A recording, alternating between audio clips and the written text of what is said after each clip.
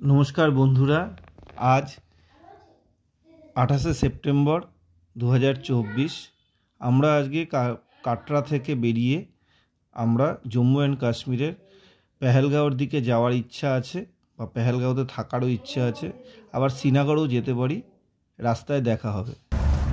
আজ 28 তারিখ সকাল বাজে 6:04। আমরা কাটরা থেকে বেরিয়ে যাচ্ছি শ্রীনগরের দিকে উদ্দেশ্যে। এবার শ্রীনগর ঢুকবো না পেহেলগাঁও ঢুকবো এখনো জানি না। কালকে খুব ভালোভাবে বৈষ্ণোদেবী দর্শন করে ফিরেছি, আজকে বেরিয়ে পড়লাম। কাজ চলছে, মানে রেলের ব্রিজগুলো দেখতে পাচ্ছি, খুব ভালো লাগছে। এই বছর 2024-এর শেষে বা 25-এর প্রথম দিকেই হয়তো এই রেল লাইনের কাজ শেষ হয়ে যাবে, কারণ চীনা ব্রিজ, আঞ্জুখাত ব্রিজ এগুলো সব কমপ্লিট হয়ে গেছে, শুধু T1 টানেলের কাজ বাকি আছে। এটা সেপ্টেম্বর মাসের একদম লাস্ট, যতটুকু আমি জানি তাতে শুরু হয়ে যাবে। তাহলে প্রচুর মানুষেরই অনেক কষ্ট কমে যাবে এবং কস্টিংও অনেক নেমে যাবে। আজ থেকে 10 বছর আগে, যখন 9 বছর আগে 2015-তে যখন এসেছিলাম, তখন এই উধমপুরের রাস্তা অসাধারণ ছিল, কিন্তু এবছর একটু অন্য। নিজের গাড়ি করে কলকাতা থেকে বেরিয়ে বেনারসে বাবা দর্শন আর ইয়েতে বৈষ্ণব মাতা দর্শন, কাটরা থেকে পায়ে হেঁটে সুন্দর। কালকে একটু কষ্ট হলেও খুব ভালো দর্শন হয়েছে করে আমরা এখন শ্রীনগর যাব না পেহেলগাঁও যাব জানি না। এখন তো রামবানের জায়গাটা, রামবান থেকে বানিহালের একটু জ্যাম আছে, এটা সিঙ্গেল রাস্তা, এখনো কাজ চলছে ফোর লেনে।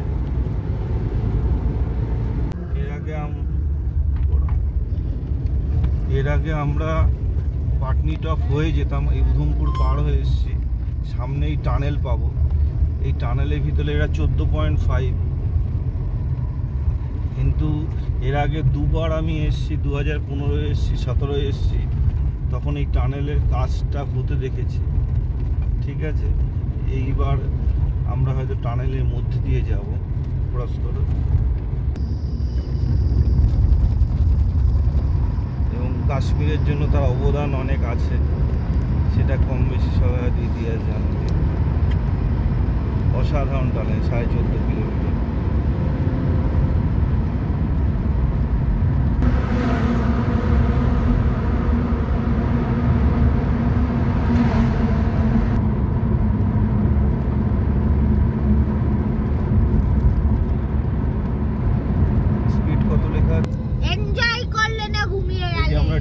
টানেল থেকে বেরোচ্ছি, আর টানেলটা থেকে আমাদের খুব ইচ্ছা ছিল, অনেক আগে উদ্বোধন যখন হয়েছিল তখনও দেখেছি কবে এই টানেল দিয়ে যাব। এই যে আমরা রামবান টাউনের ভিতর থেকে যাচ্ছি, এখানে প্রচুর কাজ হয়েছে, ব্রিজের কাজ হয়েছে, আবার কিছু জায়গা হয়ও নি, সিঙ্গেল রাস্তাও রয়েছে। এই রামবান থেকে বানিয়ান পর্যন্ত মেন টেনশন, সামান্য 30-32 কিলোমিটার রাস্তা, গুগলে দেখাচ্ছে প্রায় কত 1 ঘন্টা 35 মিনিট। সত্যি 35-36 কিলোমিটার রাস্তা 1 ঘন্টা দিয়ে সময় দেখাচ্ছে।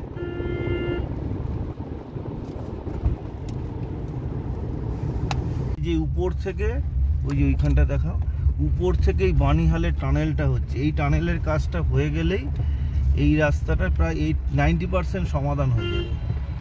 এবং 2 ওয়ে টানেল, দুটো একদম আলাদা আলাদা করে ইয়ে টানেল। এই জায়গাটাই সব কাশ্মীরে এখন এই জায়গাটাই যত জ্যামের জায়গা, এখানেই জ্যাম খেতে হবে। এগুলো আশা করে আর 2-3 বছরের মধ্যে হয়ে যাবে। এই যে পুরো চারদিকের ভিউ হলো এই যে উপরের এই ব্রিজটা দিয়ে সোজা চলে যাবে ওই টানেলে। ঠিক আছে, হয়ে এইখান থেকে এই ব্রিজ, এইখান থেকে রাস্তাটা ক্রস করে এই ব্রিজ পার হয়ে সোজা ওপাশে গিয়ে নিশ্চয়ই আবার কোনো টানেল আছে। ঠিক আছে, এই জায়গাটাই মেন জ্যাম হয় খুব সকালে। বাবা মাঝখানে কথা বলবো।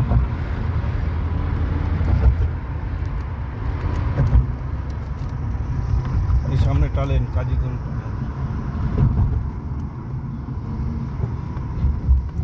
বানিহালের পরে প্রথম টানেল।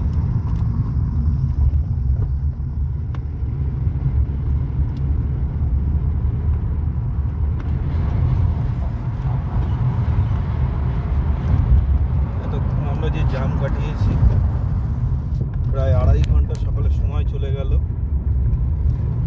রামমান থেকে বানিহাল পর্যন্ত। এত জ্যাম ভাবার বাইরে। সকাল সকাল বেরোলেও এটাও বিরাট বড় টানেল। এটা বোধহয় 13 পয়েন্ট সামথিং এরকম কিছু একটা হবে।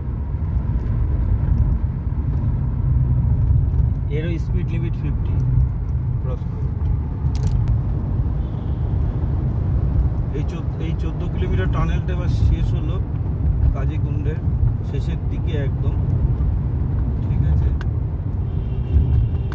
এই টানেলটা হওয়াতে প্রায় বোধহয় 40 না 42 কিলোমিটার রাস্তা 14 কিলোমিটার এসে দাঁড়িয়েছে। এরপরেই কাশ্মীর উপত্যকার কম বেশি ভিউ পাওয়া যাবে।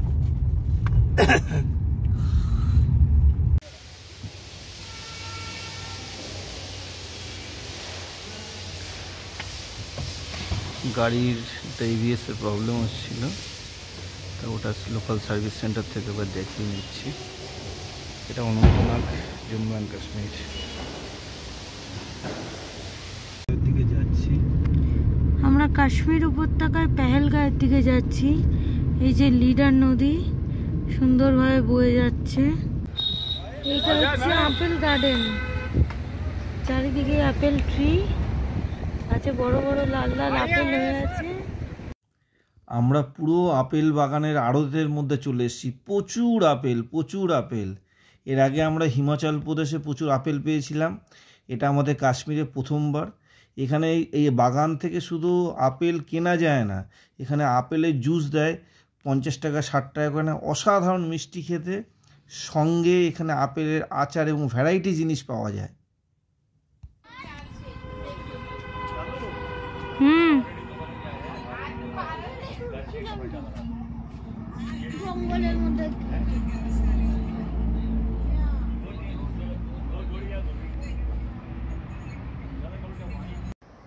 কাশ্মীরে এসে আপেল বাগানে আমরা ঢুকেছি। প্রচুর আপেল এমনি পড়ে আছে, পুরো বাগান ভর্তি। না না, তুমি নেবে কেন, তোমাকে এমনিই দেবে প্রচুর। এই যে আপেল বাগানে প্রচুর আপেল।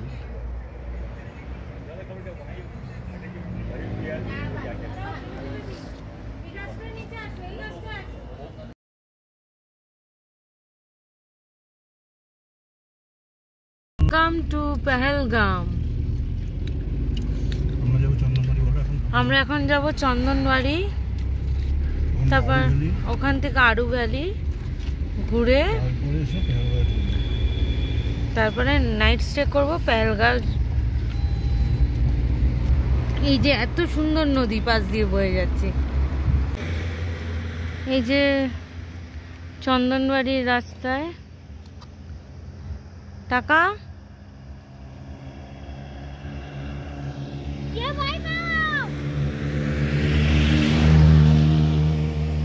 অপূর্ব সুন্দর সব।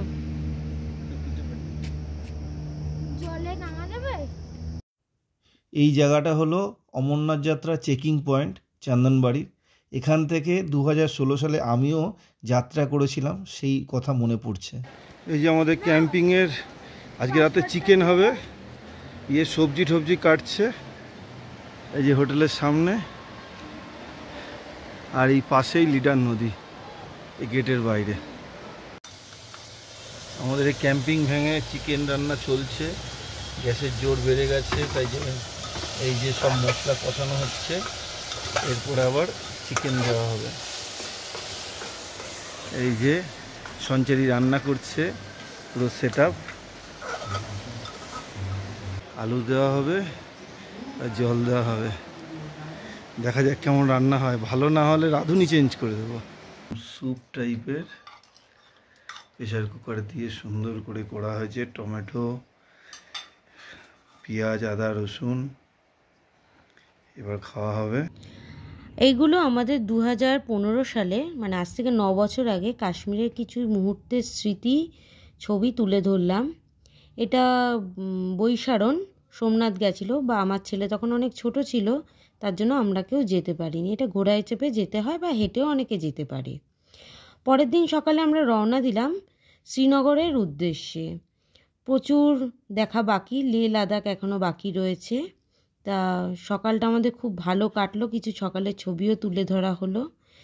পথ চলতে আরও দেখা হবে, আরও গল্প হবে, নতুন ব্লগের সঙ্গে নতুন ভিডিও নিয়ে আমরা আবার থাকবো।